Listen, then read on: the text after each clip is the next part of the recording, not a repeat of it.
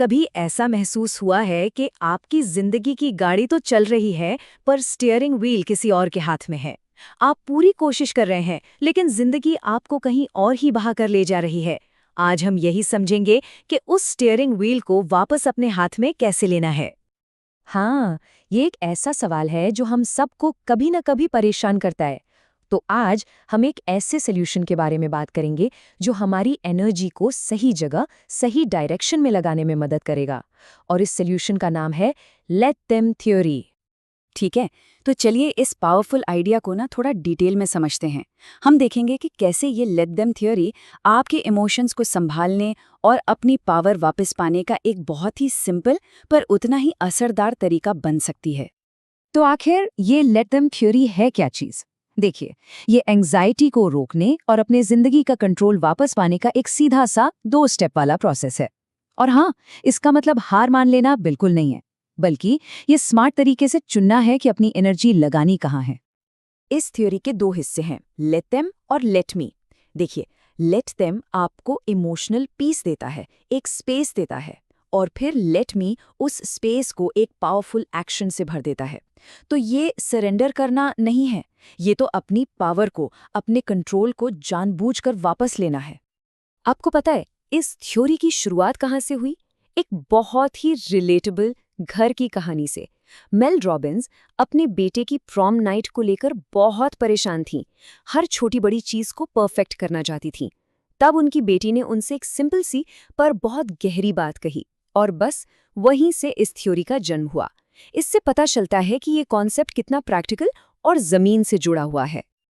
Okay, तो अब जब हम इस थ्योरी का बेसिक कॉन्सेप्ट समझ गए हैं, तो अब बात करते हैं कि इसे अपनी डेली लाइफ में कैसे अप्लाई करें, खासकर उन सिचुएशंस में जब हम छोटी छोटी परेशानियों से और सबसे जरूरी दूसरों के जजमेंट से घिरे होते हैं।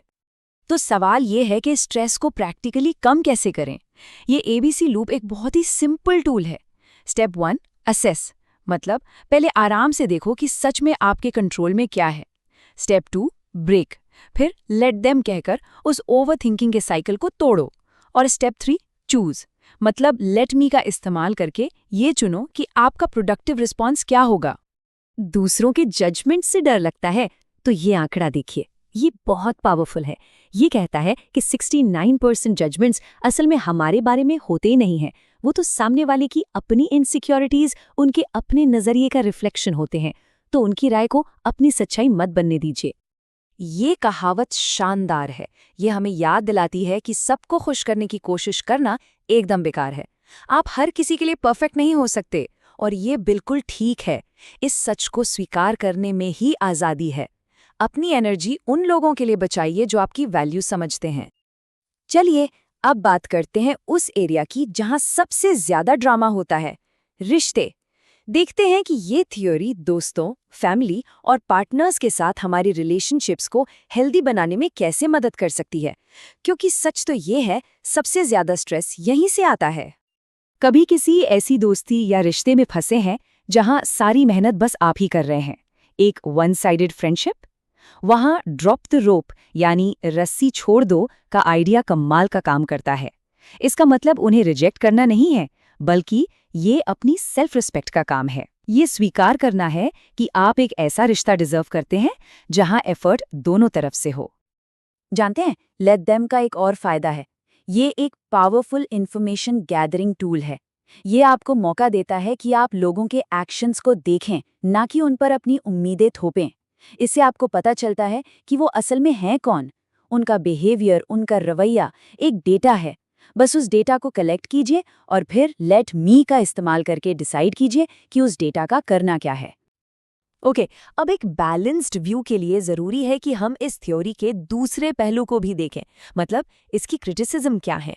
क्योंकि देखिए, कोई भी आइडिया परफेक्ट नहीं होता, और इसकी लिमिटेशंस को समझना हमें इसे और बेहतर तरीके से यूज करने में मदद करेगा।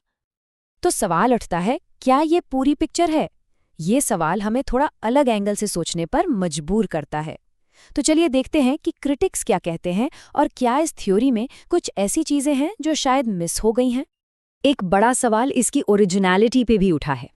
अक्टूबर 2022 में एक पोएट हैं केसी फिलिप्स, उनकी लेट देम कविता वायरल हुई थी। इसके बाद मई 2023 में मेल रॉबिन्स ने अपना let them theory video release किया। हम यहाँ किसी का साइड नहीं ले रहे हैं, बस आपको पूरा कॉन्टेक्स्ट दे रहे हैं ताकि आप खुद समझ सकें। तो क्रिटिक्स ने 3 मेन पॉइंट्स उठाए हैं।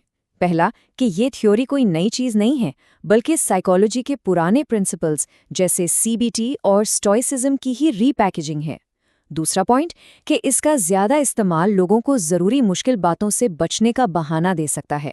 और तीसरा, इसकी अग्रेसिव कमर्शलिज्म। ये तीनों ही पॉइंट्स सोचने लायक हैं। तो इन सब बातों का इस पूरी डिस्कशन का टेक अवे क्या है? अब हम आते हैं इसके सबसे इम्पॉर्टेंट हिस्से पर, एक एक्शनेबल प्लान, जिसमें हम सारी लर्निंग्स को एक प्रैक्टिकल गाइड में बदल देंगे। ये रही आपकी लेट देम प्ले बुक, एक सिंपल सी चेकलिस्ट। जब भी कोई आपको ट्रिगर करे, मन में बोलें लेट देम, फिर तुरंत लेट मी पर फोकस शिफ्ट करें और अपनी पावर वापस लें। वन साइडेड रिश्तों में रस्सी छोड़ दें, लोगों के एक्शंस को सच सामने लाने दें, उनका बिहेवियर डेटा है। और सबसे इम्पॉर्टेंट बात, हमेशा याद रखें, आपकी शांति आपकी जिम्मेदारी है, किसी और की नहीं।